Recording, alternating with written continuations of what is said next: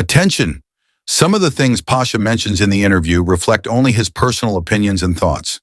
Nothing said in this interview is in any way binding. Please keep that in mind. Ruffles also did an interview with Pasha, covering different topics than mine. Check out his interview and make sure to subscribe to his channel if you haven't already. Now enjoy the interview. Hello everyone, welcome back and welcome to another video here on this channel. Today we have a special guest, Pasha. He works at Plarium for Mech Arena and will be answering a few questions for us today, so stay tuned.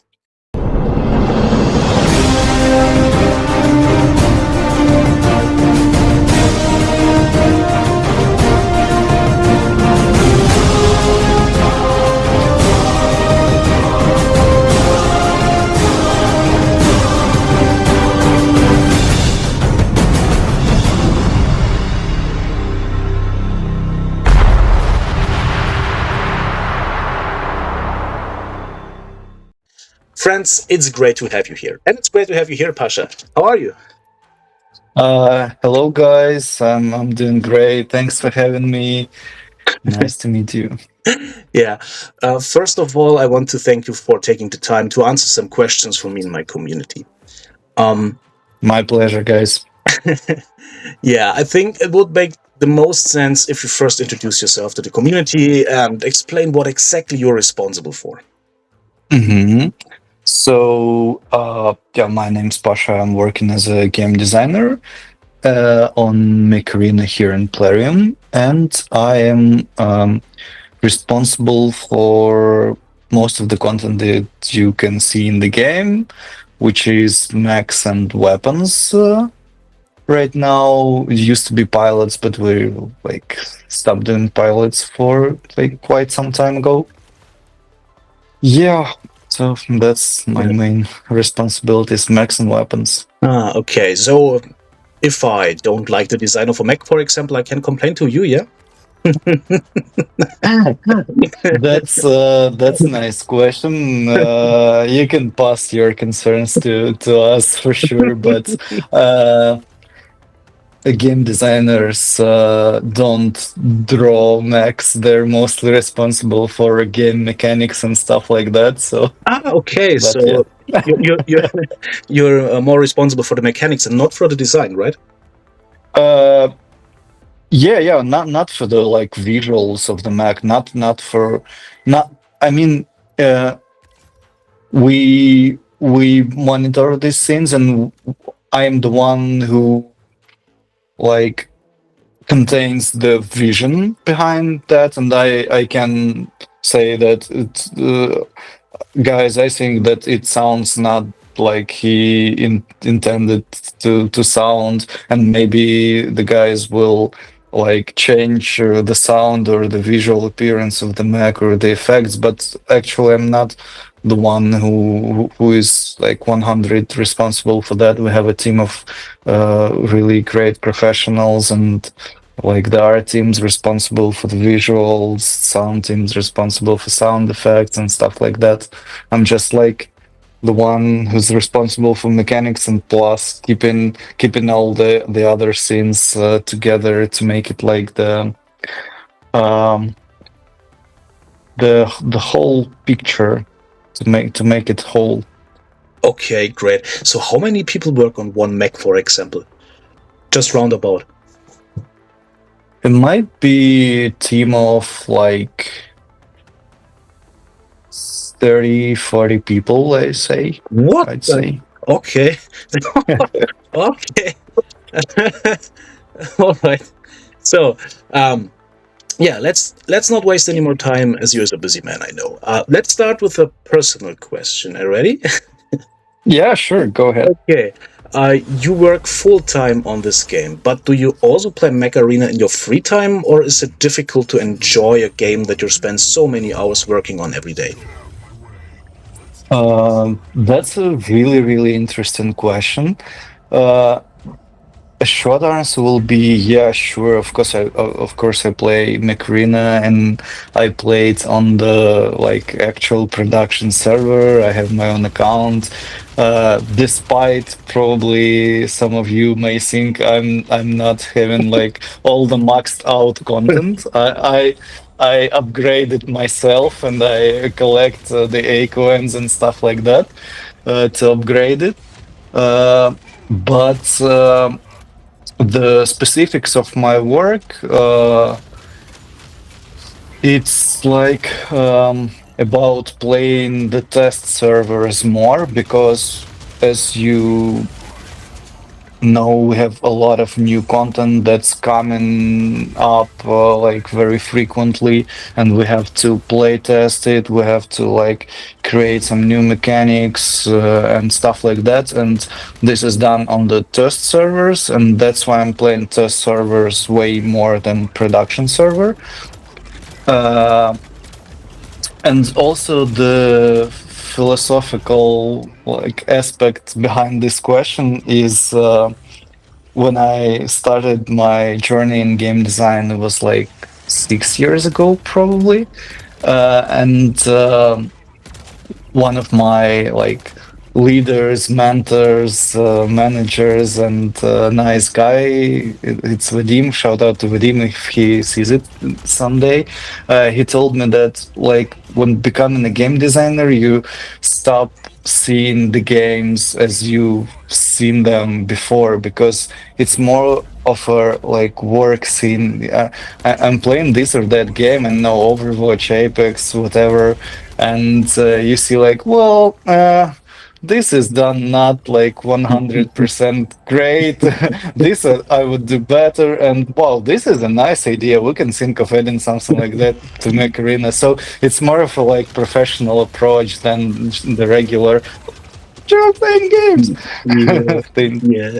Because you know how all the things work. You see it in another way. Mm-hmm. Yeah, sure. Yeah, exactly. I can imagine that. Yeah. It's like the surgery for surgeons, probably not the same as for like regular people, you know? Yeah. Yeah.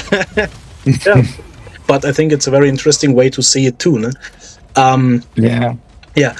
You're responsible for implementing new content, which is, of course, a complex process that goes through several phases from the idea to its release on the live server. Mhm. Would you shed some light on this and share a bit about how it all works, how it is decided, which mechs or weapons will be developed and which not, and what challenges do you face along the way?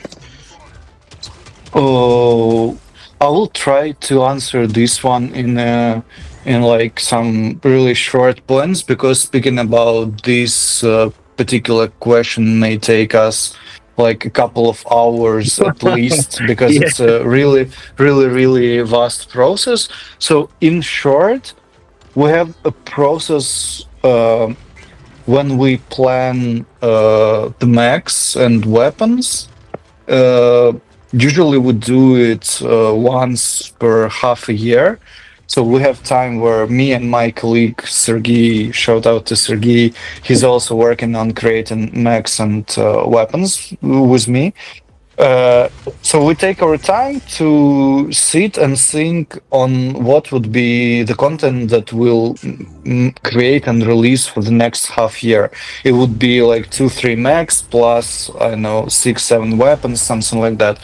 And we need to come up with these ideas. We need to think of what mechanics they will have, how will they like might look, what they should do, why do we need them in the game, why do we need specifically these mechanics. Maybe we would like to counter some existing things like, I don't know, revokers or eclipses, and we're like, well, this content seems too overpowered, let's add something that would that players might like get and counter that content. So there are a lot of things that we think of while choosing this like mechanics for the new mechs and weapons. When this process is ready, we start our like tournée, our tour through all the teams who will be doing it, like the developers, managers, testers, visual effects, art, every team, and make sure that the things that we like, uh, the ideas that we created, they can be done by real people, and they can be released in production, so that we don't face any like technical limitations, any like time limited things, so that we can do it. Actually, when we receive all our approves, then the managers just like puts everything in the line. I mean, one by one. When this we start with this one, then we do that, and for us there starts a half of a year of like constantly making new things. An example of one Mech. So if it all starts with some initial calls where we discuss like probably his like visual appearance, his basic mechanics and stuff like that, how we'll do the effects for him, and all these technical things. And then we start to all the team, not only us as a game designers, but all the team, which I told you is like 30-40 people, starts doing their job. So we're the developers make it possible for us to like play test what we invented as a mechanic, and me and Sergey are like testing it. We invite people to play this with us. We do a lot of changes because it's rarely happens like that. That you like created some idea, and in the production it turns out to be the same. If you want, for example, this new Mech Dreadnought, initially it didn't have his like speed boosters. He didn't have the fact that his ability will be like renew his cooldown, and he didn't have stun. So initially, when we thought about it, it should only like be doing damage in front of him, and that's it. But when we started playing it, we thought that it's not like that powerful, it's not that useful, it's not that playable, and we started to like add some layers to the ability. And yeah, eventually we ended up with what you see on production now. So it's the ability has like a couple of additional mechanics from what we planned in the beginning, and it's all like polished, gathered in one piece, and yeah, something like that. We also need to address community feedback. Mhm.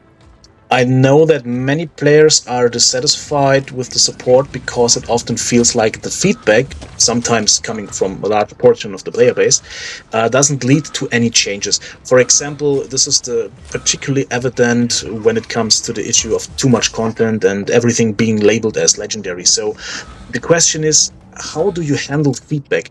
What actually happens if I send feedback to support, for instance? And what needs to happen for the development team to say, okay, this is something we really need to change, or something like that?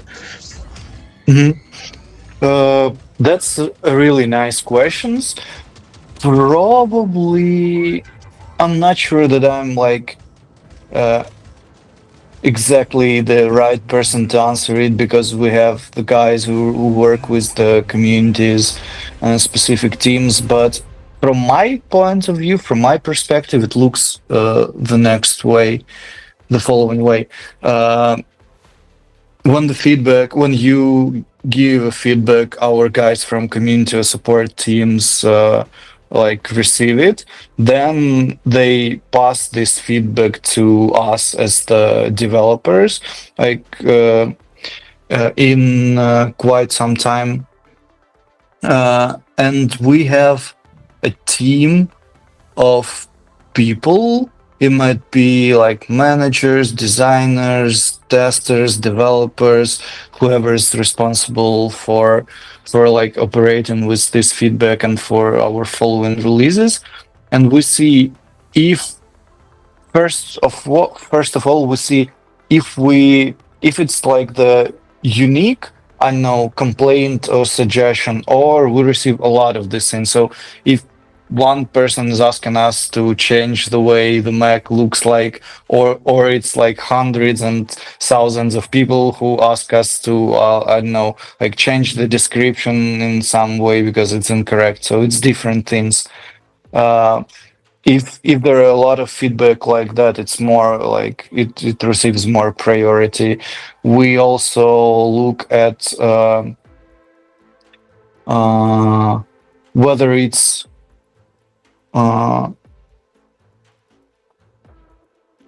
I mean, if it stops players from playing the game or enjoying the game, it also like receives more priority. So if it's just like something that requires to change the wording or to change the line somewhere, and not so many people are complaining about that, we might put it in the backlog and get back to it when we have time. If it's like more crucial, we think of when we can take this task and implement it. But even with these things, we already have the plans for like half a year of game of developing the game and for the features and content in this game, and probably even more than a year. So if something like this occurs, if the feedback from the players like end up being a task for the developers, it still might take quite some time when we find the spot in between these releases that we already planned. So it's really not that fast. And from my experience in other games, it also takes quite some time, even if it's something that the players really need. Yeah. For example, I'm checking this game right now, the first Descendant. It's the third person like looter shooter with RPG elements in it. And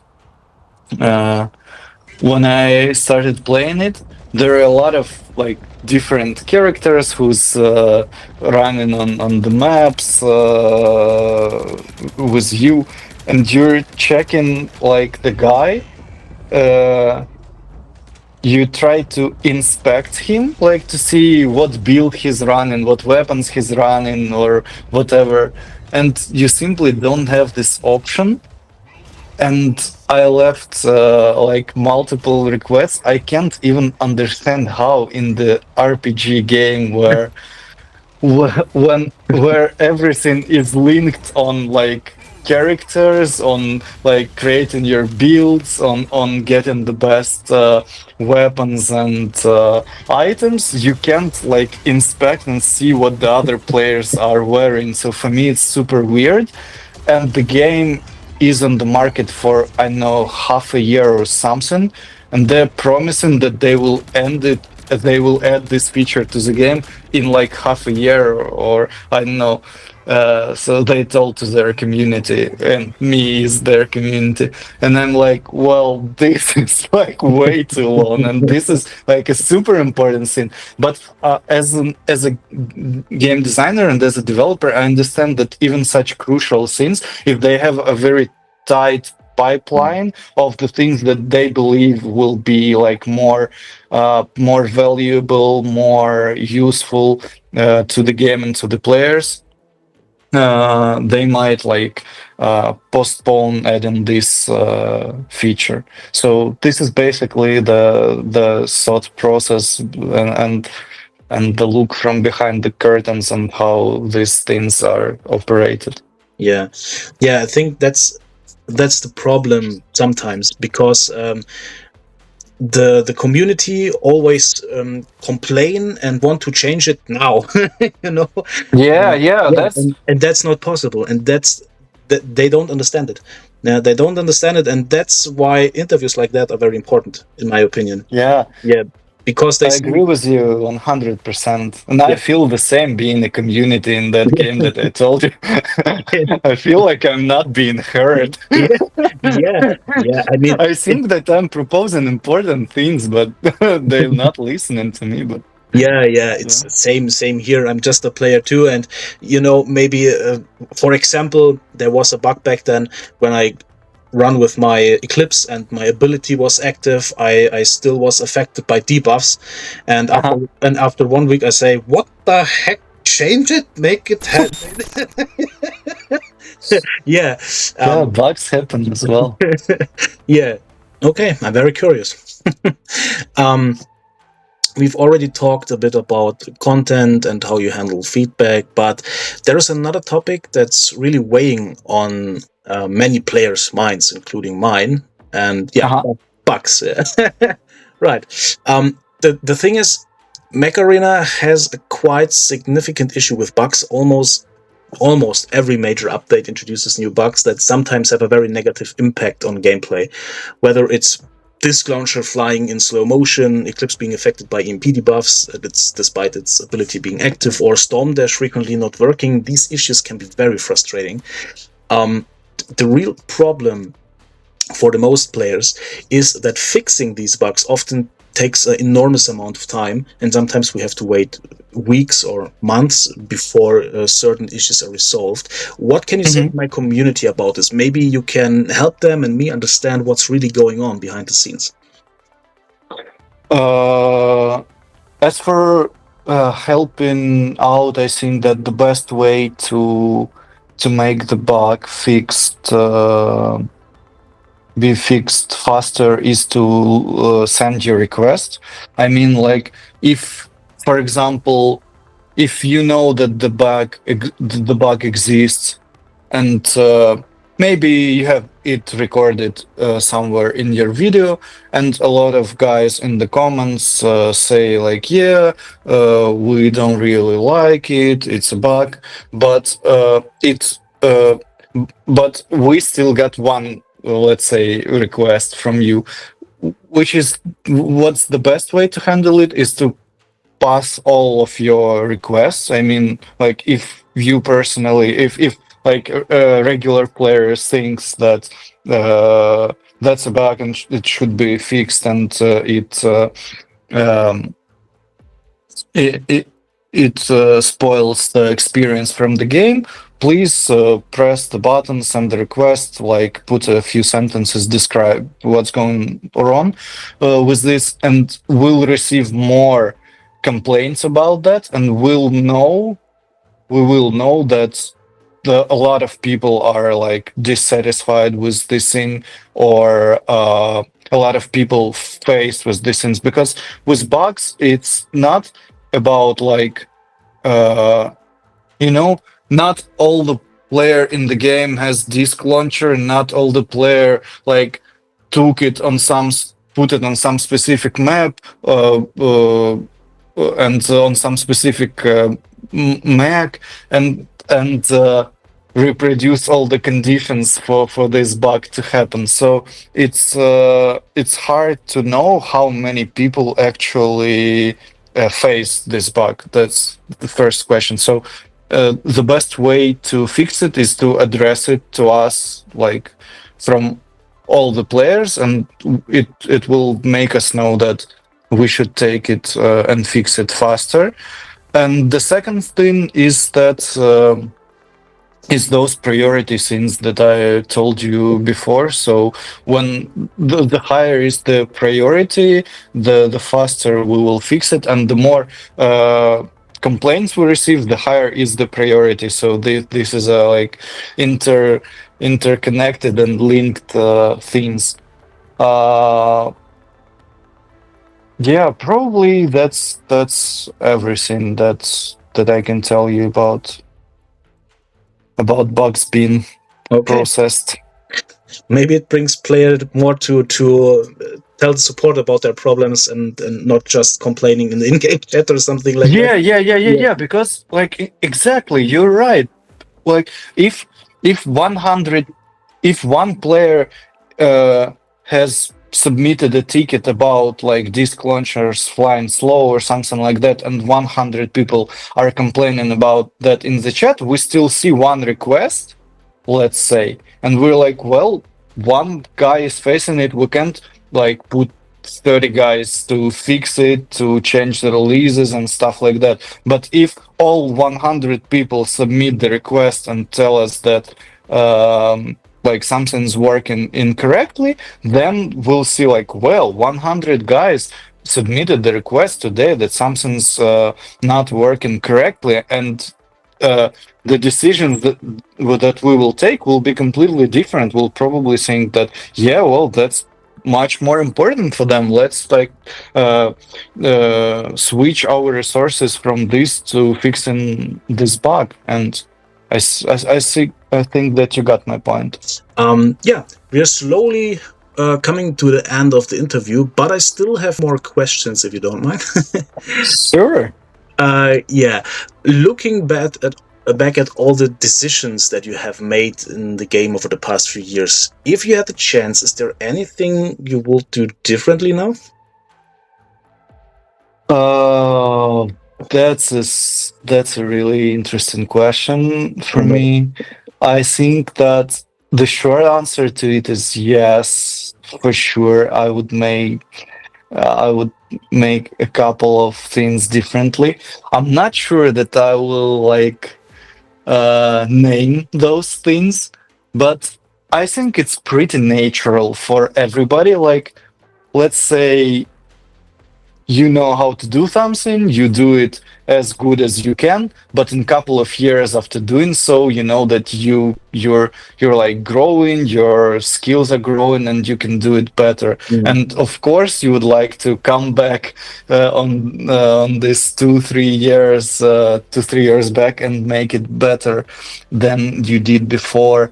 I wouldn't name like features or stuff like that, but even in terms of content, even in terms of mechs and weapons, there are things that we released like a couple of years ago, and I'm sure that I would like prefer to redo some of them right now. I face it in the game and I'm like, well, I could do that better now.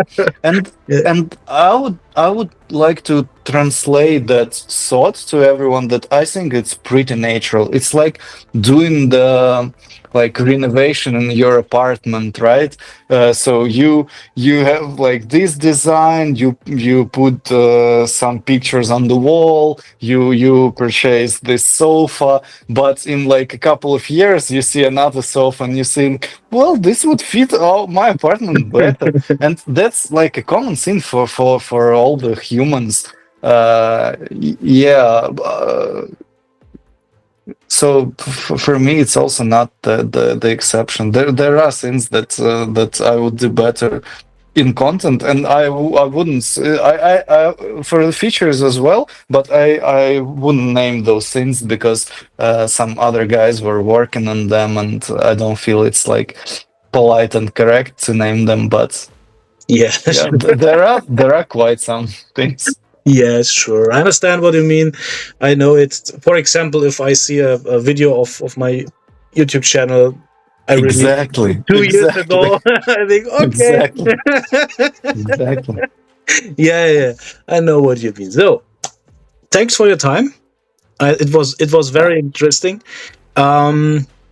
Maybe we meet another time. Would be nice to make another interview with you because I think people will love it. Yeah, let's see how. We'll see in the comments. Put down the comments if you like it, guys. Write in the comments if you want to a part 2 of the Yeah. Yeah. Okay. Thank you very much. Thank you very much. Thanks for having me. It's my pleasure. See ya. And shout out to all the subscribers. Yeah. Okay. See you the next time. Bye. See ya. Bye. Yes, my friends. I'm very grateful that Plarium and Pasha made this interview possible, and I hope you had fun watching it. If you're thinking, oh man, it's already over, I want more, no problem. My colleague Ruffles also did an interview with Pasha, covering different topics. You can find the link to his video in the video description. Depending on how the interview is received, more will follow in the future. See you in the next video. Until then, take care.